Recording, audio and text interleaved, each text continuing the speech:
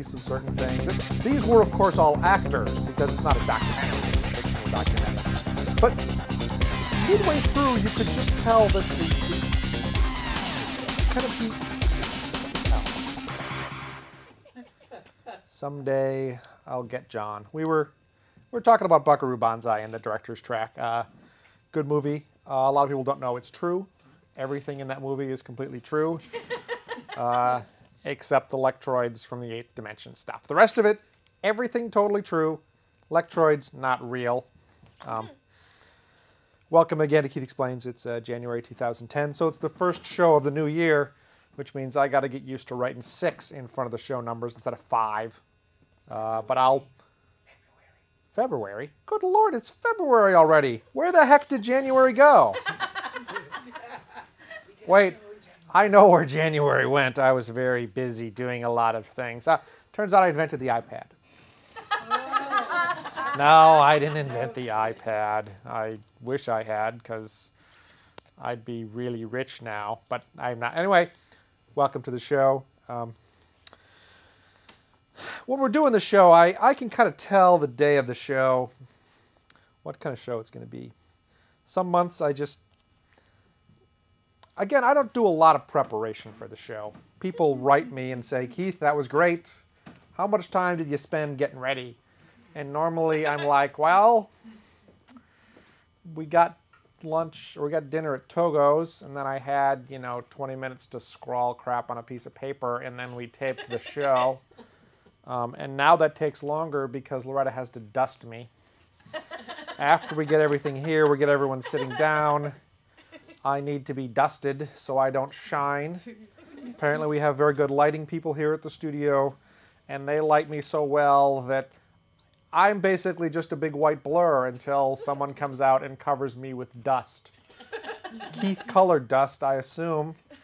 Otherwise, I'd just be a big dusty blur. I don't put a lot of time into the before show preparation, and I think it shows. Half an hour at most on the average day. Now, like I said, I have thought about things I was going to say, kind of in the week leading up to the show. Like, I'll be in the shower and I'll think, hey, I could talk about this on the show. But I never remember any of that crap when I get here. So it's like there are 2 shows, really. There's the show I think about doing, and then there's the one that actually happens when I get here. And if you could see both, you could decide which was better, but you can't. But trust me, the other one is really freaking hilarious. And this one is merely okay. But I got onto that because sometimes kind of in the half hour before I'm getting ready here, I realize there's a theme in all the crap I've written down. And sometimes there isn't a theme and I have to make one up later. And really the only purpose of the theme in the show at all is for what I title it when we write it on the little cassette tape, which I then copy onto the file when I edit it, which I then copy onto the file when I upload it,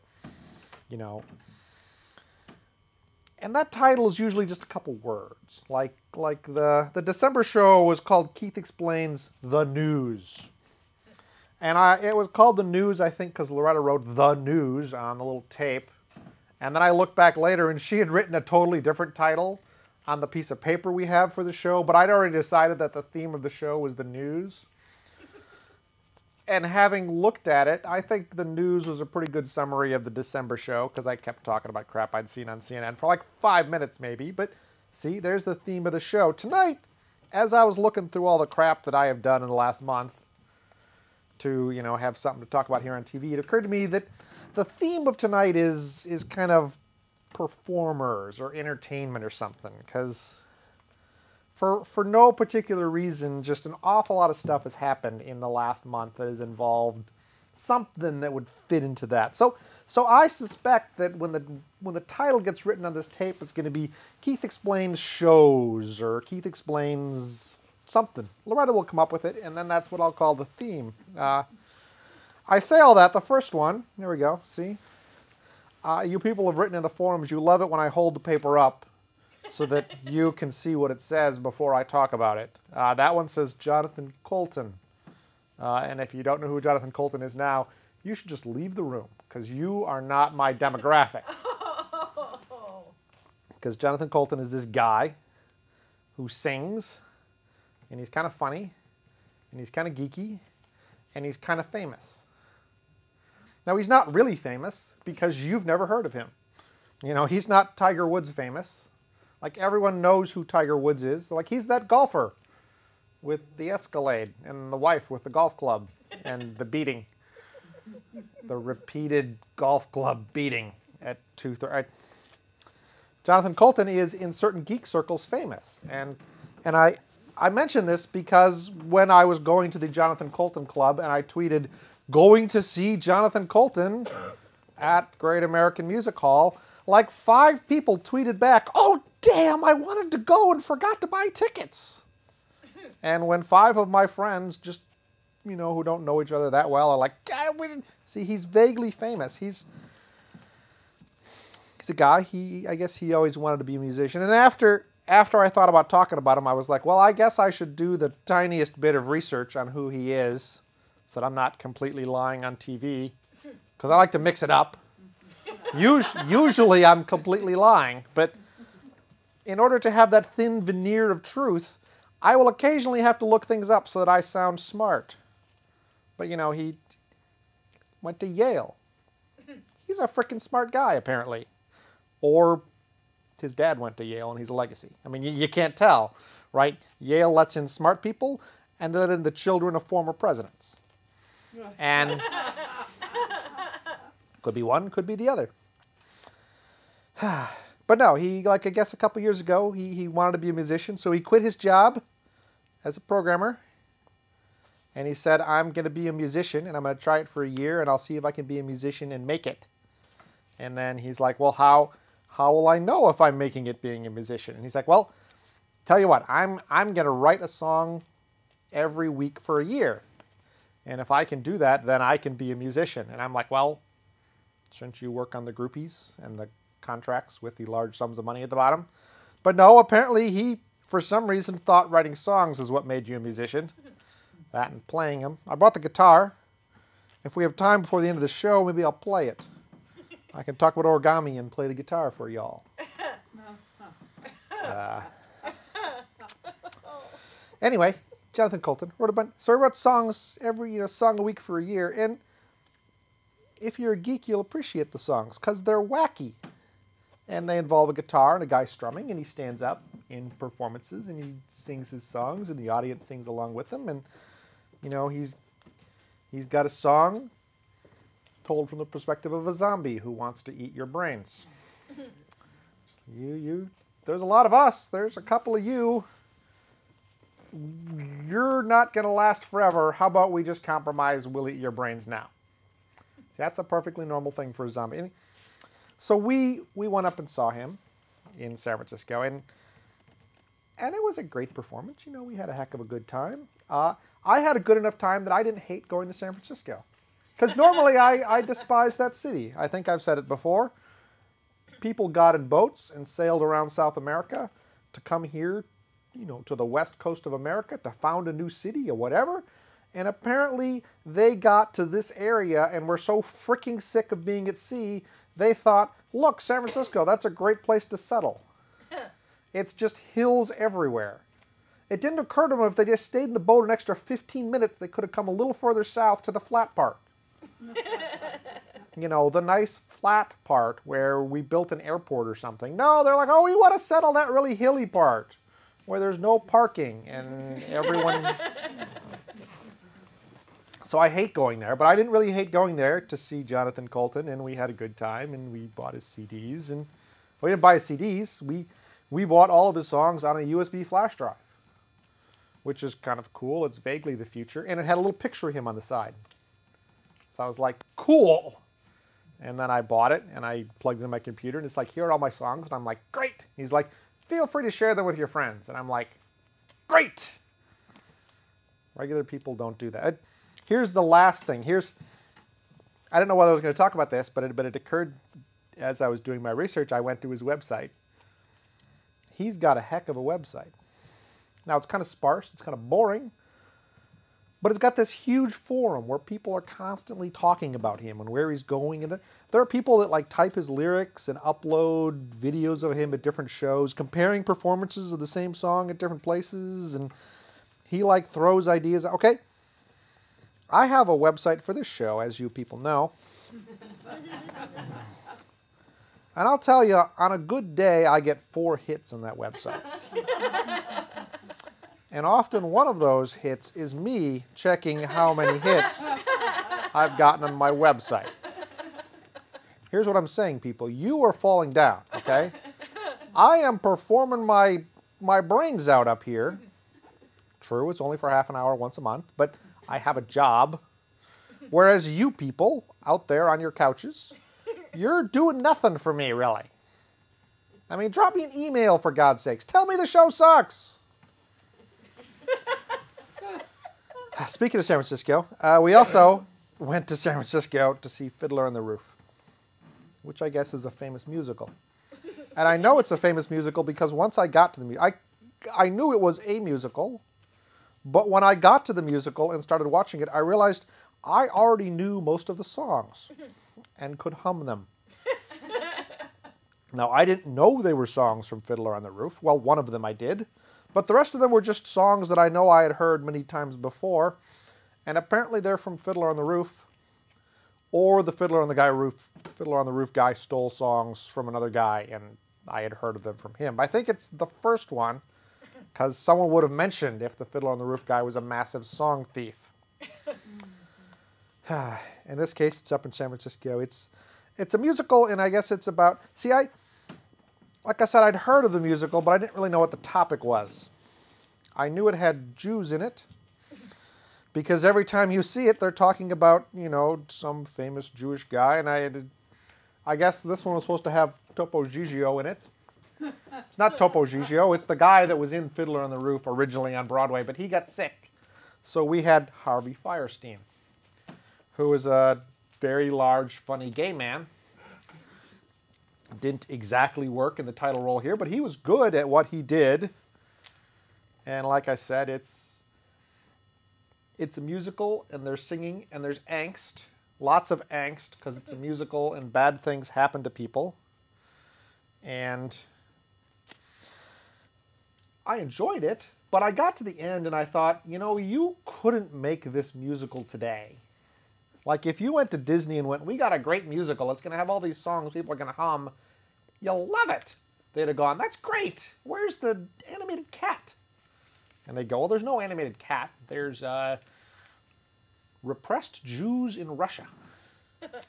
And then the executives would be like, yes. And you're like, and every time they think they get a little bit ahead, someone beats them down. And the executives would be like, but in the end, everyone's okay, right? And they'd be like, no, in the end, they're pretty much, you know, driven out of the land by the evil Russian czars and forced to disperse and not see most of their family ever again. And I'm like, musicals are supposed to be happy. Or at least mostly happy. You know, I'm not supposed to... Funny thing, midway through this, they were like, there's another pogrom coming up. And I realized I've heard the word pogrom before. It's kind of, it's a violence thing. You know, it's violence directed against a particular group of people. And then afterwards, I had to go look up the dictionary, look it up in the dictionary, because I wanted to be sure what it was. And it's, you know, pogrom is the word they used for the activities, specifically of trying to destroy the Jewish civilization in Russia and drive them out. And I'm like, when there's a specific word for the repression that's being used against your people, you know things are not good for you. You know, not just bad. Just get your own word. I mean, on the one hand, you should be happy. Like, this is so terribly bad, they invented a special word just for it so that people wouldn't confuse it with other bad things that happen to people. Oh, well, and then the last thing, I had kind of always wondered why it was called Fiddler on the Roof. And at the beginning of the play, they explain, they're like, oh, well, Fiddler on a Roof is precarious, right? He's a guy on a roof and he's trying to fiddle and he might fall off at any time. And I guess that's a metaphor for the whole movie. But what I kept thinking was, well, roofs aren't that unstable. I mean, we got a roof on our place, and we've had roofers up there. I've never seen people fall off a roof. I mean, heck, I walked around on my roof, and I'm not really that worried about falling off at most times. Now, true, I don't have a fiddle, but I don't think just because I had a fiddle, I would be at risk of falling off my roof in a horrible, horrible way. So maybe they built roofs worse back then. I don't know. Write in, people. Please, for God's sakes, go to the website and write in and tell me. Here's the next page. As you know, we also have this activity, this gathering, called Guys Movie Night. And I call it a gathering even though of late it's mostly been really more of just 2 or 3 people showing up somewhere. It's barely an activity. It's really me seeing a movie with another guy and maybe another guy. But you wouldn't really want to say guys movie night because you're barely 3. I mean, I guess once in the past there was a guys movie night and I couldn't make it and no one else could either. So there was just one guy there.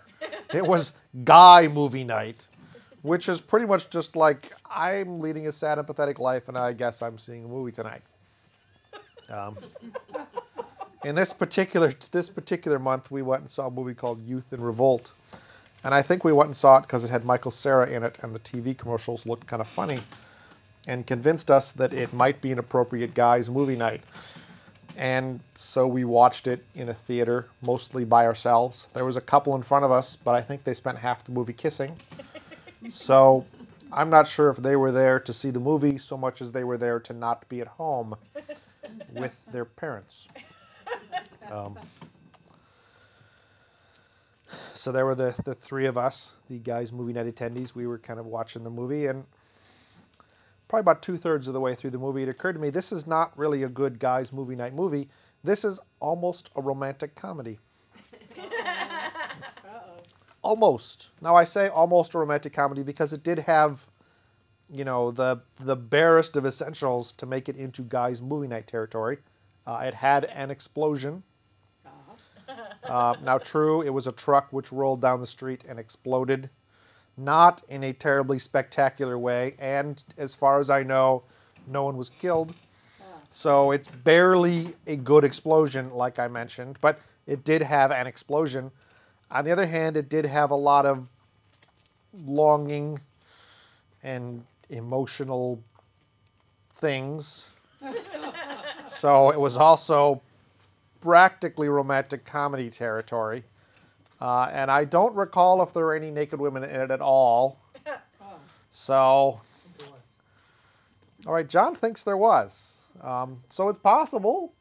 It was kind of, no, it wasn't a bad movie. But again, you know, kind of funny. It had Michael Cera in it, which he was in Juno, which I guess also was technically a romantic comedy with some pretty good music and a little more quirkiness than the average Meg Ryan romantic comedy. I don't have a lot to say about Youth in Revolt, other than to say that we went to see it. But kind of like I'm started at the beginning, there's a whole theme here, and I talked about the theme being like performances and stuff, and people said, Keith, you're practically a celebrity yourself. You know, you have a TV show. And when people remind me I have a TV show, first of all, it surprises me. Because I don't think of myself as the kind of person that has a TV show. I think of myself as the kind of person that happens to have a TV show for no fault of his own.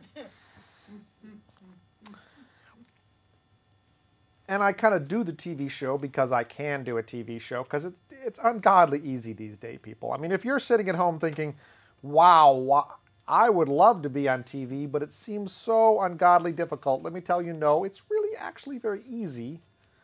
It's hard to have a really good TV show, but if you just want an okay TV show, or, as in the current case, a actually pretty bad TV show, it's really like an hour and a half commitment a month, and you have to take a class in how to use a camera. And you don't even have to do that, because technically I'm on TV, right? I'm not the one using the camera. I have to convince my friends to take the class on how to use the camera. And then I guess I have to convince them to come. So mostly if you want to have a TV show, you have to be persuasive and talk your friends into things. So if you're good at that, you too could be a TV star like me, or you could be a successful TV star. But so I probably spend a little more time than the average person watching TV shows and thinking about TV shows and thinking about what I will talk about on my TV show. And so I have, seen a bunch of people. So like,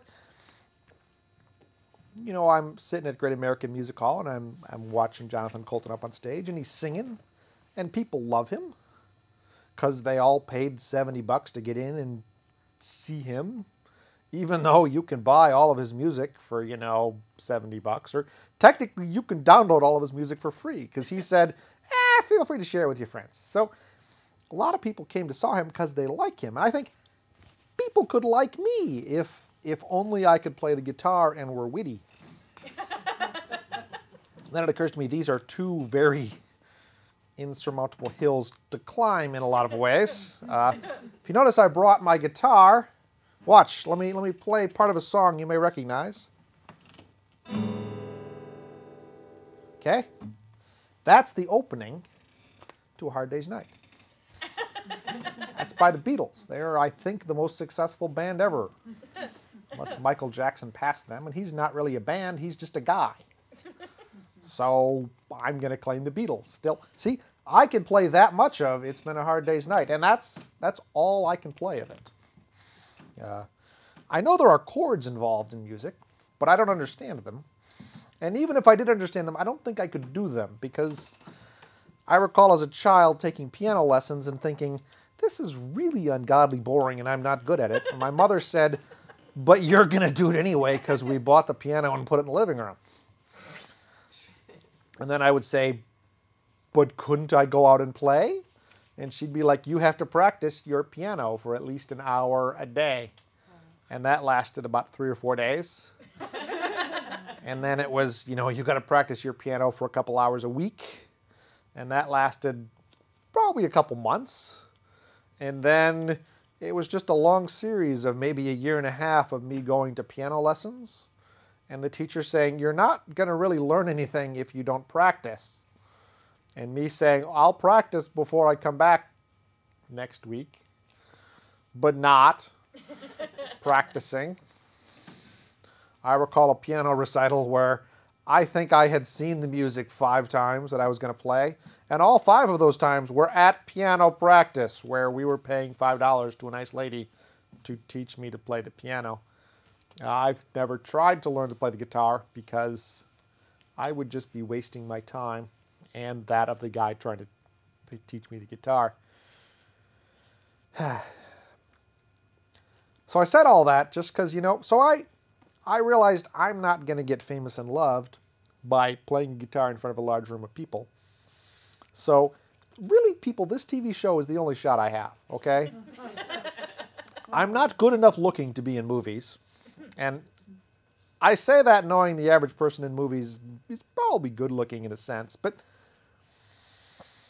it occurs to me there has to be some skill that actors have, because otherwise they wouldn't pay them that much money.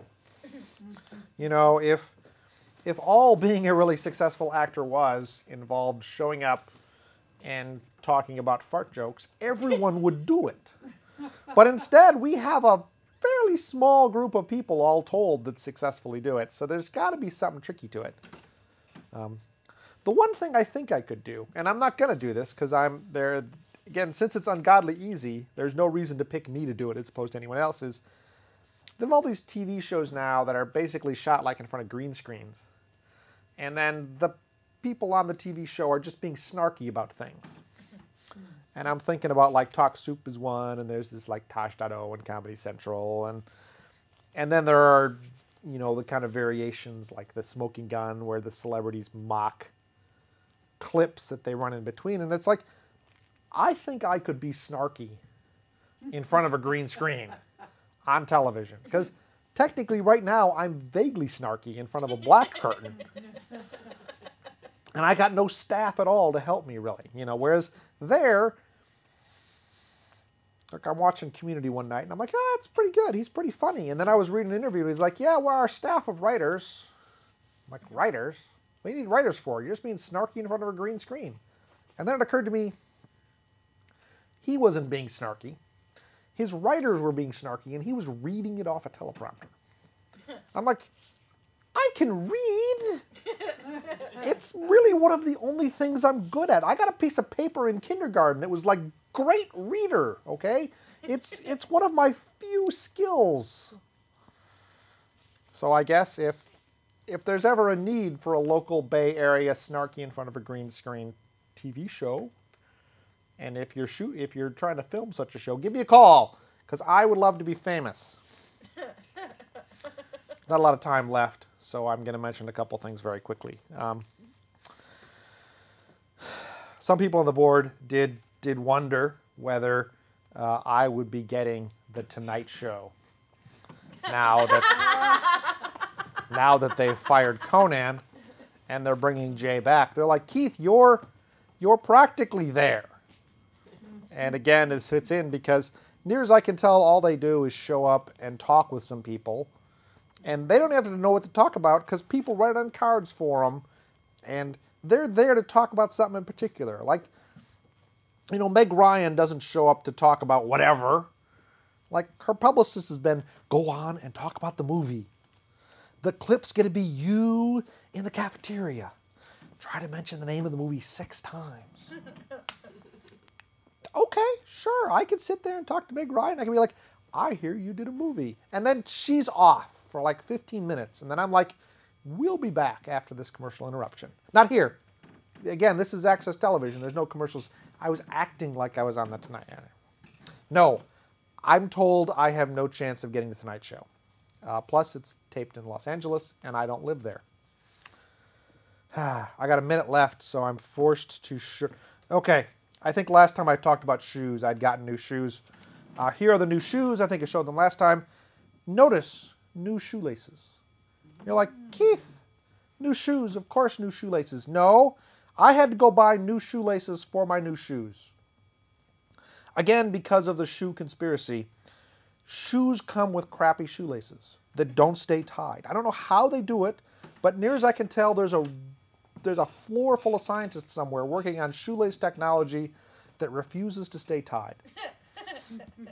And they do this so that they can sell you new shoelaces after you bought new shoes. That's all the time we got. If the shoelace people don't kill me for giving away their conspiracy, I'll be back next month. Cables. Doctor fingernails. There's the shoes. Quality shoes. Cell phones. I didn't get the Woz and cell phone question. Look, I have vague... These are the longest my fingernails have been. No, I didn't stop doing them. I mostly stopped doing them. Okay? I paid a guy to screw with my brain to try to make me stop doing my fingernails. So now, mostly, I just think about doing them. So, it's almost like progress.